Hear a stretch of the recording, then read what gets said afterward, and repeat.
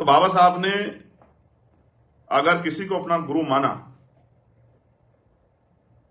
सामाजिक परिवर्तन के आंदोलन के आधार पर, तो वो राष्ट्रपिता ज्योतिबा फुले को माना। क्या हम उनको दिल से स्वीकार कर पाए, नहीं कर पाए?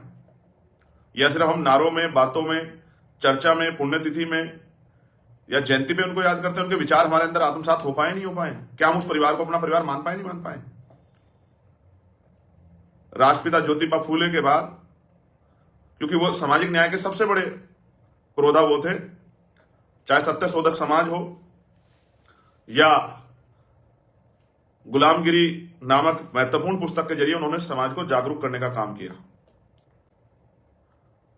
विद्या बिना मति गई, मति बिना गति गई, गति बिना नीति गई, नीति के बगैर वित्त गया। ये सब यानी कि विद्या कितनी इंपॉर्टेंट है, और उन्होंने स्कूल खोल के लोगों को पढ़ाने का काम किया। प्यारे साथियों, पहले ये बात समझिए कि इस देश में जाति व्यवस्था हमारे महापुरुषों से नहीं बनाई है। और फिर हिस्टोरिकल फैक्ट भी कुछ आपके सामने रखूंगा, तो शायद आपको एहसास हो जाएगा कि मैं आज लाइव में क्यों हूं। कल मैं रैली करके अपनी बात कर, आज मैंने तत्काल लाइव क्यों किया और क्यों, मैं आपको क्या समझाना चाहता हूं। सम्मानित साथियों, याद कीजिए, मैं राष्ट्रपिता ज्योतिबा फुले शुरू करूंगा। और ज्योतिबा फुले को हम लोग क्यों मानते हैं,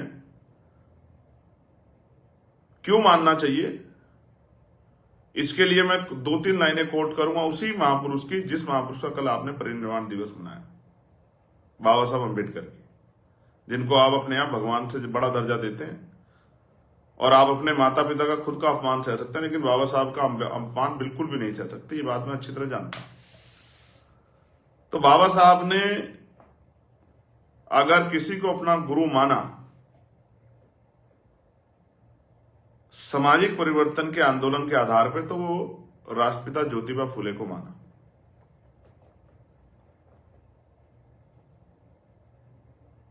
उन्होंने गुरु कबीर जी को अपना गुरु माना, उनके वैज्ञानिक सोच को महत्ता दी। महामानव तथागत बुद्ध को उन्होंने अपना गुरु माना। लेकिन मैं बात करूंगा राष्ट्रपिता ज्योतिबा फुले की। राष्ट्रपिता ज्योतिबा फुले आज की जाति व्यवस्था में पिछड़े वर्ग में की एक जाति है जिसको हम सैनी, माली, फुले, मौर्य, शाक्य, कुशवा उत्तर भारत में इस नाम से जाना जाता है। इस जाति में जन्मे।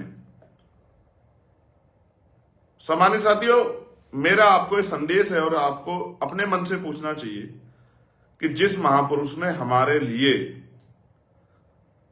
उस समय के हक वंचित समाज को मुख्य धारा में लाने के लिए अपने घर, अपने पिता से विद्रोह कर लिया,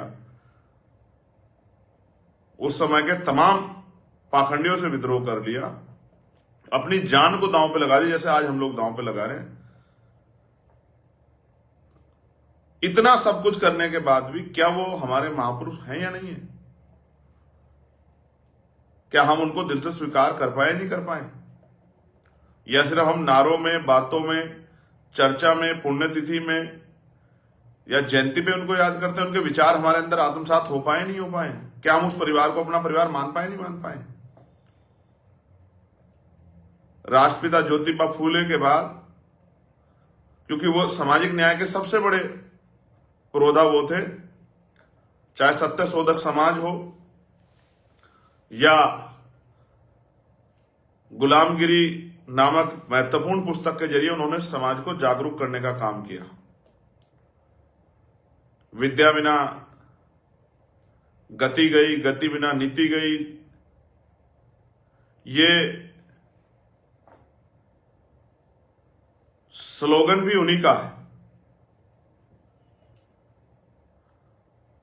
विद्या बिना मति गई, मति बिना गति गई, गति बिना नीति गई, नीति के बगैर वित्त गया। ये सब यानी कि विद्या कितनी इंपॉर्टेंट है, और उन्होंने स्कूल खोल के लोगों को पढ़ाने का काम किया। अपमान सा, जान पे खतरा बन गया। उनकी पत्नी ने भी उनका साथ दिया, इसलिए हम लोग उनको राष्ट्रपिता कहते हैं।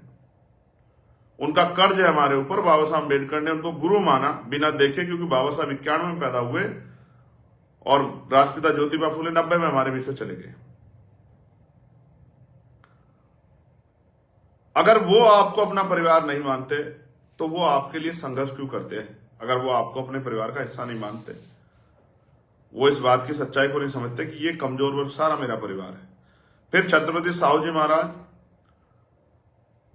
तो छत्रपति साहू महाराज कुर्मी वंश के थे, जिन्होंने सब 1902 में आरक्षण की व्यवस्था की,